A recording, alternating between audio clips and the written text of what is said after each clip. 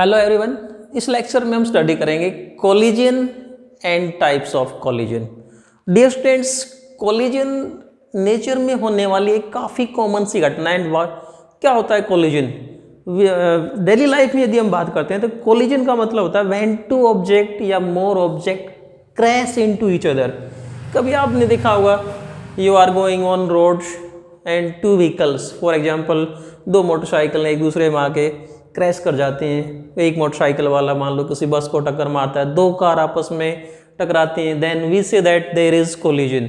You are playing in the ground and another boy comes and hits you, there is collision.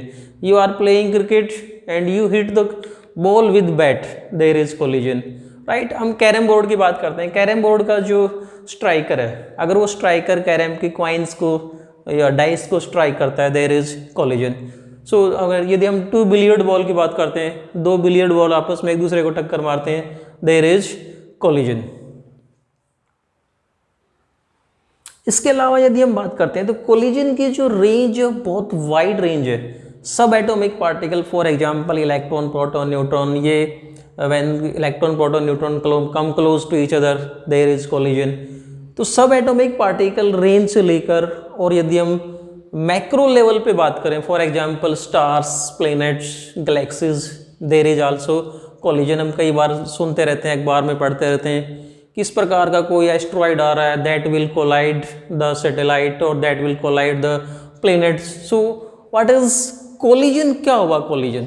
Collision को हम जैसे एक example लेते हैं, हमारे पास में कोई बॉल है और बॉल को हम ड्रॉप करते हैं फर्श पे, क्या होगा? बॉल जो है that will strike the floor and hit the floor and will rebound.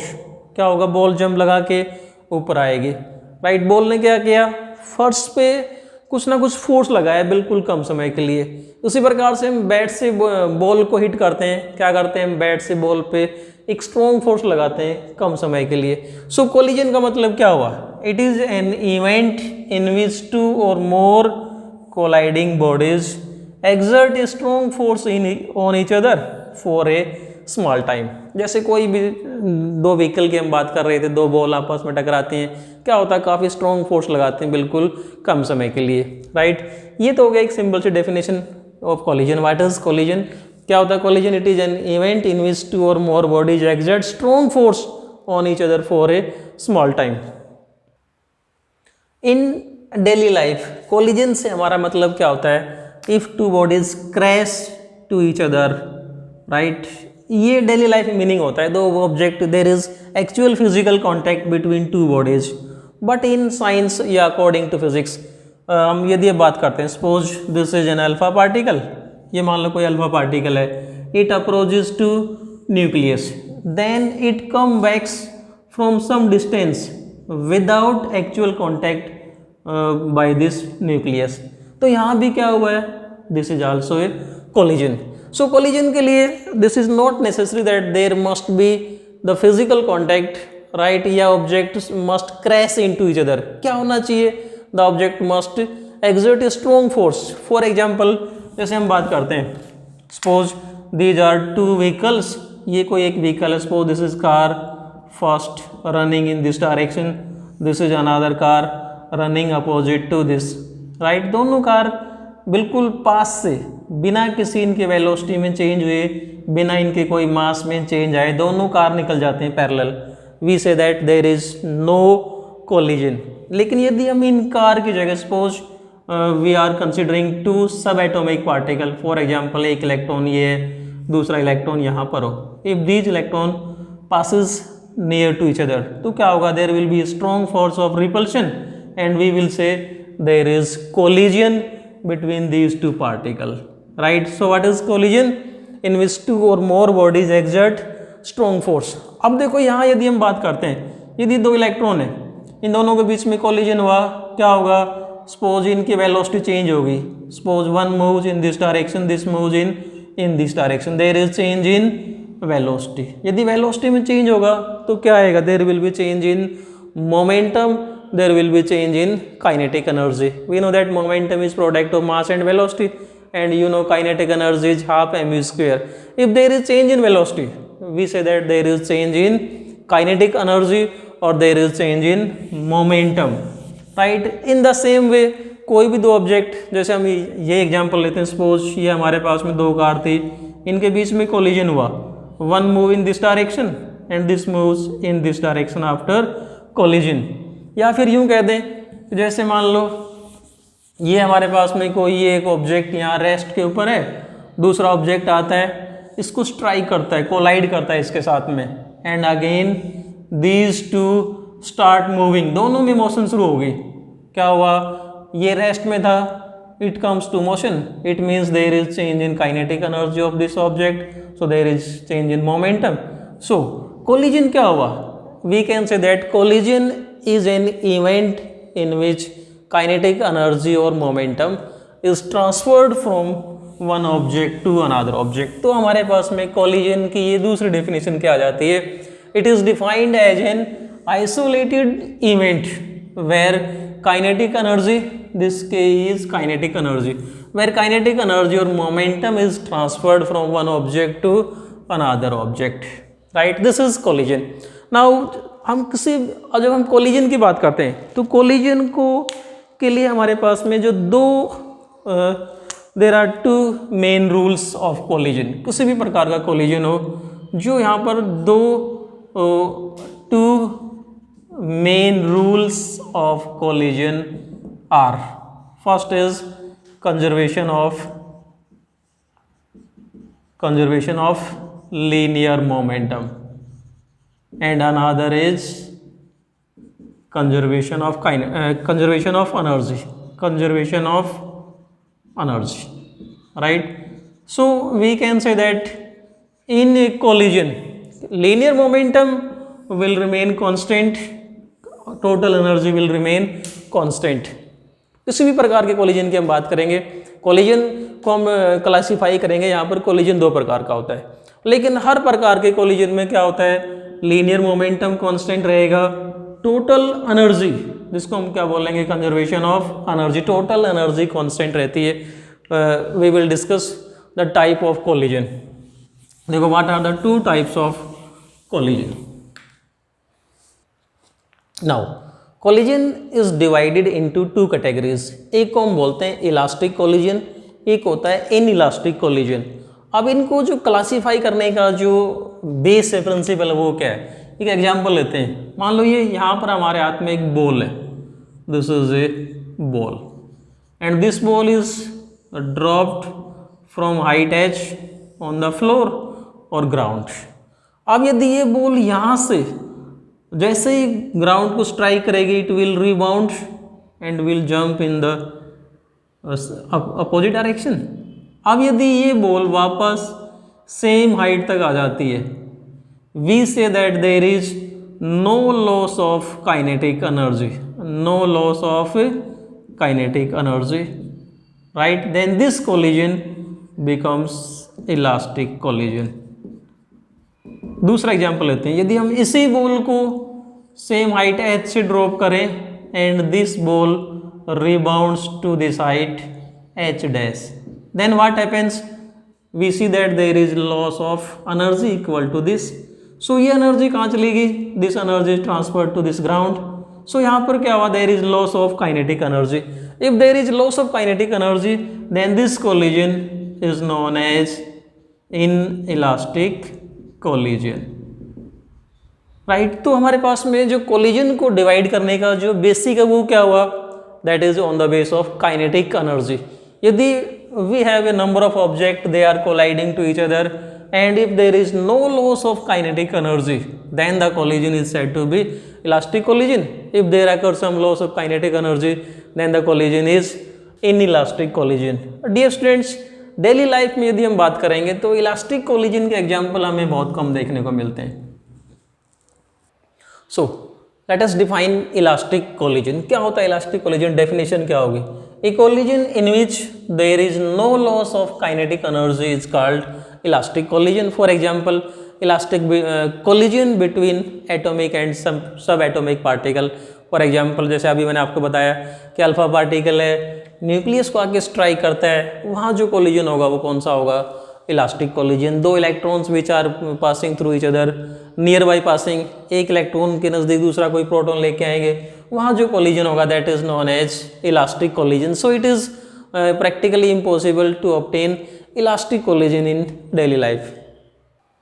Now we will discuss basic characteristics of elastic collision.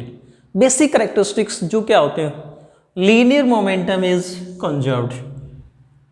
What is meaning of linear momentum conserved? So we will clear from here. Suppose we have two objects. This is one object of mass m1. Suppose it is moving with velocity u1. This is another object of mass m2 moving with velocity u2. Suppose here is collision. These two crash into each other. और collision के बाद में पहले की velocity जिसका मास m1 था, मान लेते हैं इसकी वेलोसिटी कितनी होगी v1, और दूसरा ऑब्जेक्ट जिसका मास m2 था, suppose its velocity changes to v2. So collinear momentum is conserved. इसका मतलब क्या है कि जितना मोमेंटम यहाँ पर कोलिजन से पहले इन दोनों को मिला के जितना मोमेंटम था, यदि कोलिजन के बाद में भी उतना ही मोमेंटम हो, तो यदि कोलिजन हमारा कैसा है, इलास्टिक कोलिजन है, तो लीनियर मोमेंटम क्या रहेगा, कंजर्व रहेगा। And we know that linear momentum is a universal rule. So linear momentum remains conserved. किसी भी प्रकार का कोलिजन हो, लीनियर मोमेंटम कंजर्व रहेगा। अनदर कैरेक्टरिस्टिक्स क्या है, total energy of the system is conserved. यदि हम इन दोनों के कोलिजन की बात करें, कोलिजन के बाद में सपोज इनके दोनों को मिला के जो भी एनर्जी है, kinetic energy, potential energy, all types, sum of all types of energy will be equal to total energy before collision is equal to total energy after collision. We know that law of conservation of energy is also universal, total energy भी conserve रहेगी। Third जो important है वो क्या है, total kinetic energy is conserved. This is the definition which classify या which differentiate between elastic and in elastic collision. ये definition है जो डिफरेंस पैदा करती है कि किसी कोलिजन को हम इलास्टिक बोलेंगे या किसी कोलिजन को इन इलास्टिक बोलेंगे। यदि कोलिजन इलास्टिक है तो जितनी काइनेटिक एनर्जी इन दोनों की कोलिजन से पहले है, उतनी ही काइनेटिक एनर्जी इन दोनों की कोलिजन के बाद में होगी। इसका मतलब क्या हुआ कि कोलाइड करने के बाद में इनकी जो एनर्जी है, काइनेटिक एनर्जी है, that will not appear in any form. जैसे हम एग्जांपल लेते हैं कि जैसे कई बार हम देखते हैं कि कोलिजन के बाद में हीट एनर्जी में एनर्जी का कन्वर्ट होना, साउंड में कन्वर्ट हो जाना, लेकिन यहाँ पर क्या होगा, ये जो काइनेटिक एनर्जी किसी भी फॉर्म में कन्वर्ट नहीं होगी, केवल काइनेटिक एनर्जी की फॉर्म में रहेगी। So total kinetic energy before collision किसके बराबर होगी, total kinetic energy before collision. जैसे मान लो मैं एग्जांपल लेते हैं, एक एग्जांपल लेता हूँ, और कोई एग्जांपल लेते हैं। ये हमारे पास में कोई ऑब्जेक्ट m2 और ये इनिशियली रेस्ट के ऊपर है, ये ऑब्जेक्ट आता है, इसको स्ट्राइक करता है, राइट। मान लो यदि दोनों चलने लगे तो इसकी कुछ वेलोसिटी इसके पास में आएगी, कुछ वेलोसिटी इसके पास में। टोटल काइनेटिक एनर्जी जितनी कोलिजन से पहले थी उतनी काइनेटिक एनर्जी क्या होगी, कोलिजन के बाद में होगी। तो काइनेटिक एनर्जी कंजर्व रहेगी, राइट। और चौथा कैरेक्टरिस्टिक्स क्या है, forces must be conservative forces. यदि हम इलास्टिक कोलिजन की बात करते हैं तो यहाँ पर जो फोर्स है ना वो क्या होने चाहिए, कंजर्वेटिव फोर्स होने चाहिए। अब हम बात करेंगे in elastic collision. So in elastic collision का अब आपको आइडिया होगा कौन सा कोलिजन इन इलास्टिक होता है, जहाँ पर काइनेटिक एनर्जी का कुछ ना कुछ लॉस होता है। A collision in which there is some loss of kinetic energy. और इन इलास्टिक कोलिजन के एग्जांपल हम डेली लाइफ में देखते हैं। जैसे मान लो अभी हम बात कर रहे थे, एक बॉल लेते हैं, बॉल को हम फर्श पे गिराते हैं, क्या होगा, बॉल वापस उस साइड तक नहीं आती, there is some loss of kinetic energy, right. इसी प्रकार से आपने देखा होगा डेली लाइफ में, we are going on a road, ये कोई व्हीकल है, राइट, इसको कोई दूसरा व्हीकल आता है और यहाँ टक्कर मार के चला गया, ये बेचारा साइड में पड़ा है और ये सीधा चला गया, इसकी काइनेटिक एनर्जी जीरो हो गई, ये अपनी उसी स्पीड से चलता जा रहा है। So there is loss of kinetic energy.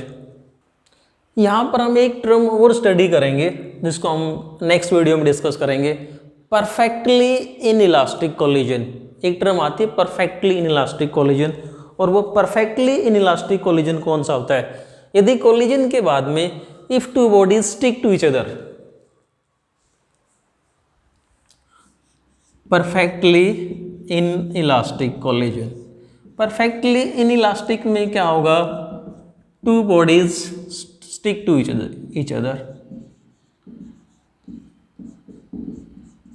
each other then the collision is said to be perfectly inelastic collision. For example, ये हमारे पास में कोई दो अलग अलग ऑब्जेक्ट हैं, these are moving with different velocities and after collision they move with a common velocity. Then this case, this type of collision, this type of inelastic collision is called perfectly inelastic collision. For example, जैसे हम किसी meteorites वगैरह की बात करते हैं, they are falling on earth and they breed under the earth. जैसे कोई मीटोराइट फॉल करता हुआ अर्थ पे गिरे और आते ही अर्थ के नीचे दब गया, वहीं का वहीं रुक गया, that collision is perfectly inelastic. इसके अलावा कभी हम मड, जिसको हम कई बार आपने सुना होगा, मड को यदि हम एक दीवार पे फेंकते हैं तो क्या होगा, that mud sticks to wall, that collision is perfectly inelastic collision.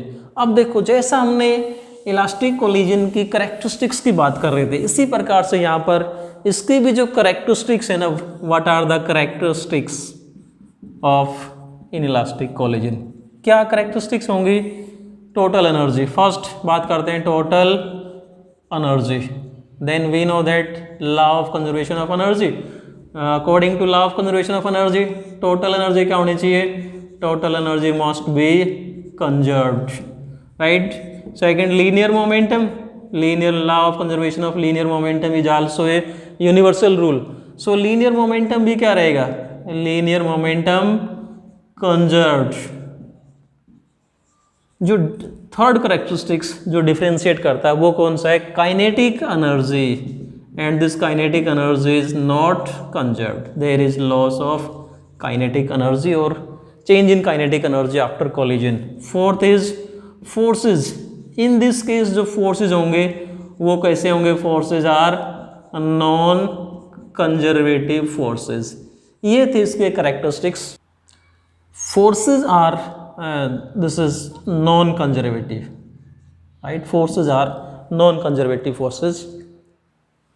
So one thing यहाँ से हम क्लियर करते हैं, टोटल एनर्जी और लीनियर मोमेंटम, किसी भी प्रकार का कोलिजन हो, इलास्टिक कोलिजन हो या इनइलास्टिक कोलिजन हो, दोनों में टोटल एनर्जी कंजर्व रहेगी, लीनियर मोमेंटम कंजर्व रहेगा। ये करेक्टरिस्टिक्स जो मेन जो दोनों के बीच में डिफरेंस पैदा करती है, दैट इज काइनेटिक एनर्जी। एक में काइनेटिक एनर्जी कंजर्व रहती है, उसका नाम हमने क्या रख दिया, इलास्टिक। जिसमें काइनेटिक एनर्जी का there is loss of kinetic energy, that is known as inelastic collision. और फोर्थ जो करेक्टरिस्टिक्स है, इलास्टिक में फोर्सेस कैसे होते हैं, कंजर्वेटिव, इन इलास्टिक में forces are non conservative. So ये था हमारे पास में concept collision and types of collision. Thanks.